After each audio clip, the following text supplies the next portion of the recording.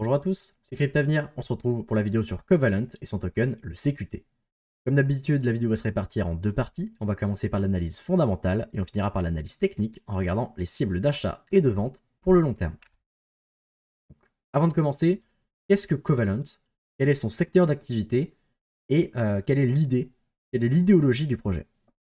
Donc alors déjà, Covalent, c'est un projet qui est donc basé sur le secteur des bases de données, de la gestion et de la structure des bases de données, et tout ce qui est les requêtes API. Donc, tous les moyens de communiquer et d'échanger des transactions, tous les canaux de communication d'informations. Donc alors, ensuite on va voir l'idée de l'équipe. Quelles sont les idées de l'équipe? Donc alors déjà, ils veulent simplifier le développement donc des applications qui sont sur le Web3 en proposant des outils et des kits d'intégration pour faciliter la vie aux développeurs. Deuxièmement, ils veulent simplifier l'accès et la gestion des données et des bases de données donc grâce à leurs produits. Et ça peut permettre énormément d'avantages. On va voir ça ensuite. Et troisièmement, pour eux, la circulation des données de manière efficiente, c'est quelque chose de primordial pour le développement de la DeFi, mais de manière générale du secteur de la blockchain. On va voir les produits qu'a créé Covalent. Donc, alors, le premier, c'est donc sur la chaîne de Covalent, le produit donc API unifié qui permet d'avoir tout type de données sur le même registre, sur la même échelle, ce qui permet de fluidifier et d'améliorer le transfert d'informations par les requêtes API. Ça permet d'automatiser et de fluidifier le partage d'informations. Donc ça, c'est vraiment super. Et dans un deuxième temps, ça permet d'avoir une meilleure structure de données et une meilleure flexibilité quant à l'utilisation des informations. Donc c'est carrément... Enfin, ce n'est pas utilisé par les utilisateurs des projets, mais ça, c'est tout ce qui est au niveau du back-office. Donc voilà, tout ce qui est en arrière-plan pendant les tâches d'utilisation sur les produits des autres projets. Ça, c'est hyper important et tous les projets utilisent ce système. Bon, pas exactement celui de Covalent, pas forcément, mais ils ont forcément un système de requête pour avoir du partage et des transferts d'informations. Donc ça se fait au niveau du back-office. Et donc là, Covalent propose ce service qui permet d'unifier donc toutes ces informations et donc toutes les requêtes pour fluidifier les informations. Et donc là, pour le coup, ça peut rendre les informations de différents projets, donc ça peut permettre de rendre leur base de données un petit peu interopérable. Deuxièmement, ils ont créé un standard qui pour le coup est utilisé par plus de 210 blockchains. C'est donc les transactions lisibles par l'homme. C'est-à-dire qu'ils ont créé un produit qui permet de décomposer et de restructurer les informations contenues dans les transactions et dans les smart contracts, afin déjà de faciliter la vie et la compréhension des utilisateurs lorsqu'ils signent des contrats, etc., lorsqu'ils signent des transactions. Et deuxièmement, ça permet aussi de faciliter et d'améliorer la performance et la productivité des développeurs, donc, car ce standard permet aux développeurs d'un petit coup d'œil seulement donc de savoir qu'est-ce qu'il y a derrière la transaction. Ils n'ont pas besoin d'aller fouiller dans toutes les informations cachées derrière la transaction pour comprendre exactement ce qu'il en est. Donc ça, c'est vraiment super. Et troisièmement, ils ont créé donc la chaîne de Covalent qui est interopérable avec plus de 210 blockchains. Donc ça, pour le coup, c'est vraiment très très intéressant. Donc ensuite, on va aller sur la tokenomics du token, le CQT. Donc alors, déjà, à quoi sert le CQT?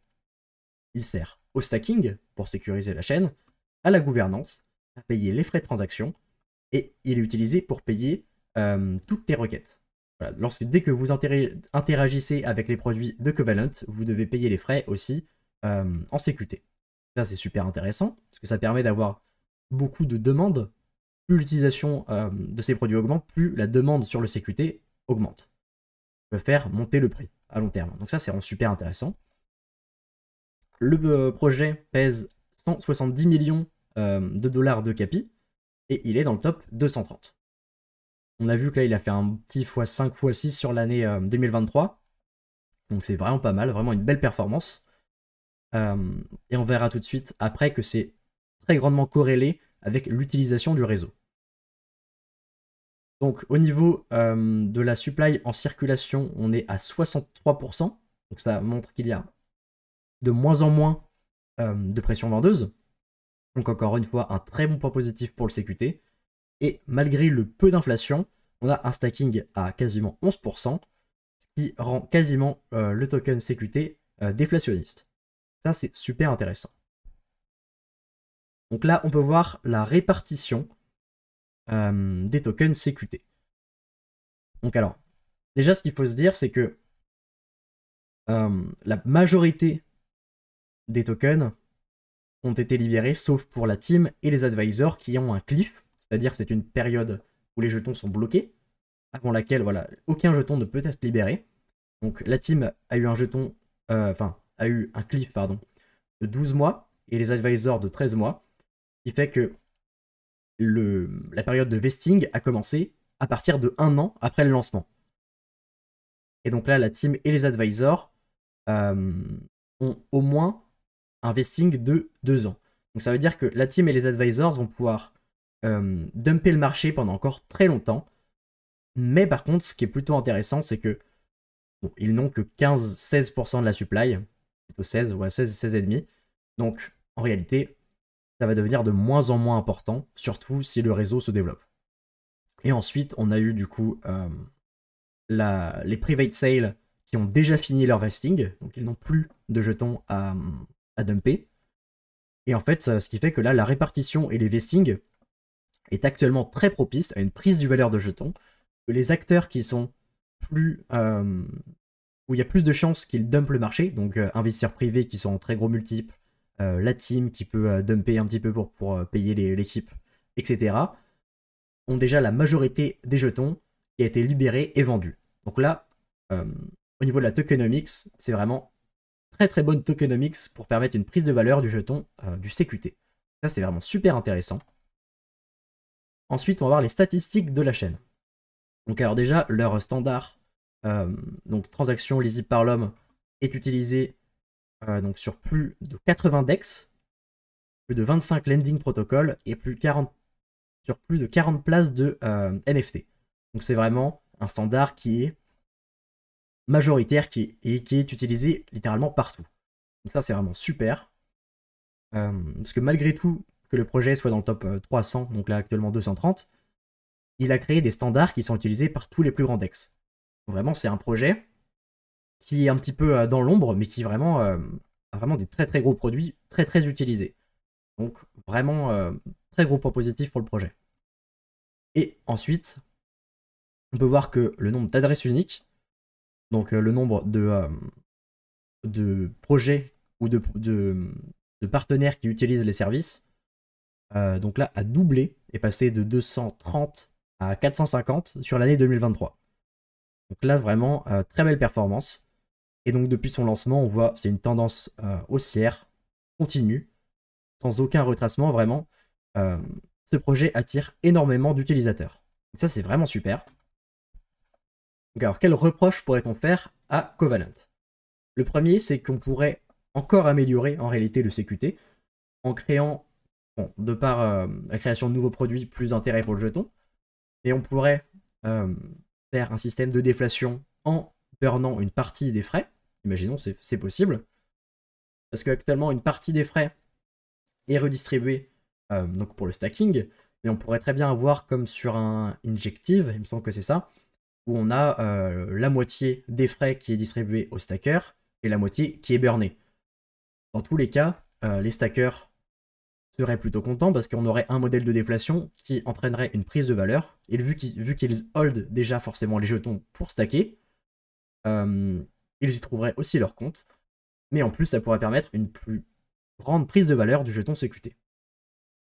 Deuxième point négatif, on manque de statistiques réelles donc sur la chaîne de Covalent.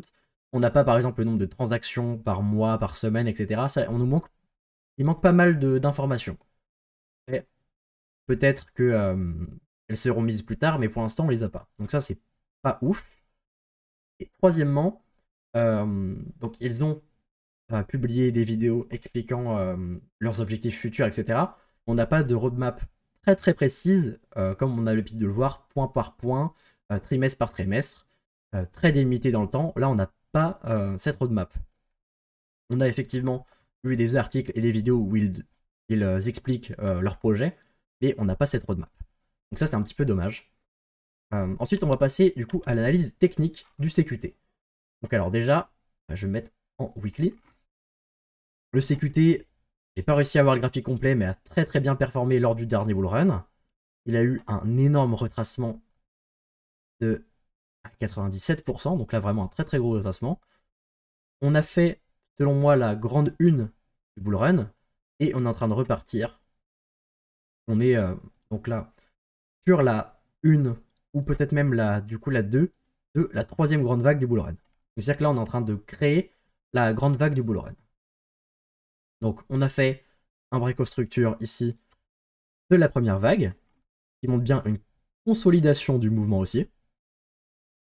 Là on a du coup, voilà, hop, parfaitement. Je ne suis pas encore exactement sûr qu'on ait fini la 1, parce qu'on peut encore avoir une dernière liquidation, mais à mon avis on n'en est pas loin, parce que là on a liquidé le précédent high de la vague 3, et en plus on est dans cette zone de demand, de supply, pardon.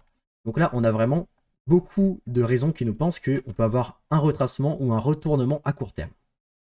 Donc c'est pour ça que pour moi, là on peut rentrer dans la vague 2 donc de ce retracement pour accumuler encore une fois avant de repartir. Donc là, je vais mettre voilà, donc le retracement classique Elliotiste donc en ABC, qu'on pourrait avoir comme ça. Si c'est possible que là, le petit mouvement qu'on a eu soit la AB et qu'on ait une plus grande C, voilà, un petit peu plus longue dans le temps. Ça me paraît relativement court. Voilà. Ça s'est déroulé sur seulement quelques jours. Donc ça me paraît relativement court. Mais donc à court terme, on peut s'attendre à quoi? Un retracement dans cette zone de demand. Selon moi, cette trendline pourrait être liquidée. Voilà, parce que là, il y a énormément de gens qui sont mis en longue, par exemple ici, et qui ont mis leur stop loss juste derrière. Donc pendant tout le long, voilà, ils ont mis le stop loss juste derrière. Donc là, ce lot, il y a énormément de liquidité derrière. On pourrait avoir une petite liquidation. Ça, c'est pas impossible, mais c'est pas sûr. Non, j'ai pas mis le bon trait. Voilà, c'est celui-là. On pourrait avoir une liquidation de ce lot avant de repartir. Mais donc déjà, il faut s'attendre déjà à un retour dans cette zone de demand. On va avoir une réaccumulation. Peut-être juste une petite liquidation ici avant de repartir.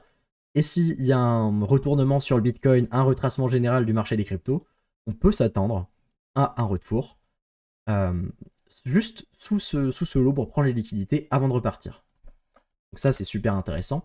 Donc là, déjà, les prix d'achat auxquels on pourrait attendre pour commencer à s'exposer si vous n'êtes pas encore exposé, ou pour accumuler si vous êtes déjà exposé. Donc le premier, c'est l'entrée dans cette zone de demand, donc aux 25 centimes. La deuxième, ça va être au niveau, à mon avis, au milieu de cette accumulation. Donc là où ça va être quand même relativement intéressant pour accumuler autour des 22-23 centimes.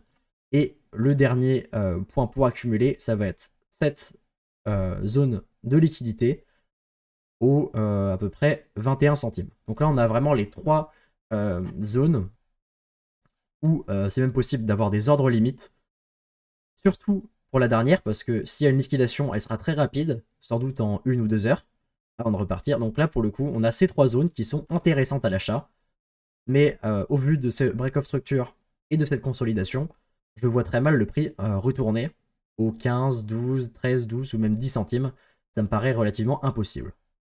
Après, rien n'est impossible, mais au vu de la structure de marché et du marché général des crypto-monnaies, ce serait plus logique de s'attendre à une réaccumulation relativement rapide. Au niveau du long terme, donc déjà, ce qui me paraît très grandement probable, c'est d'avoir un nouveau high sur le CQT, et on pourrait s'attendre, donc là le projet est actuellement au top 200, il pèse environ 150-200 millions, donc sur un x10, donc là juste si on liquide ici, donc par rapport au cours actuel des 27 centimes, sur un x10, on arrive à un projet Covalent qui pèse à peu près 3 milliards, donc si la vague finale s'arrête ici, Donc c'est plutôt pas mal, mais au vu du fait que le projet est utilisé partout, en fait, dans tous les plus grands DEX, etc., on peut s'attendre à un Covalent qui arrive aux 7, 8, peut-être même 10 milliards, donc en frôlant les... Voilà, dans cette zone-là. Bon, c'est pas réaliste au niveau temporel, mais voilà, dans cette zone-là, entre les 6 et les 8 euros les, euh, pour les cibles de vente. Donc ça nous fait de très très gros multiples, avec un x40 pour la zone tout en haut. Et du coup, un petit peu plus modeste, 1 x 10, 15 pour la zone du bas. Et donc dans tous les cas, on peut s'attendre à de très très gros multiples sur le CQT.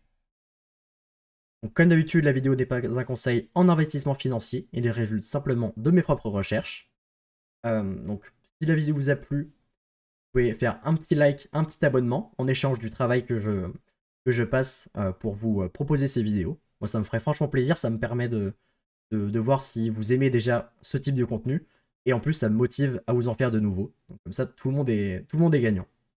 Donc dites-moi dans les commentaires à quel prix vous pensez que le CQT va aller au pic du bull run. Et à bientôt pour une prochaine vidéo.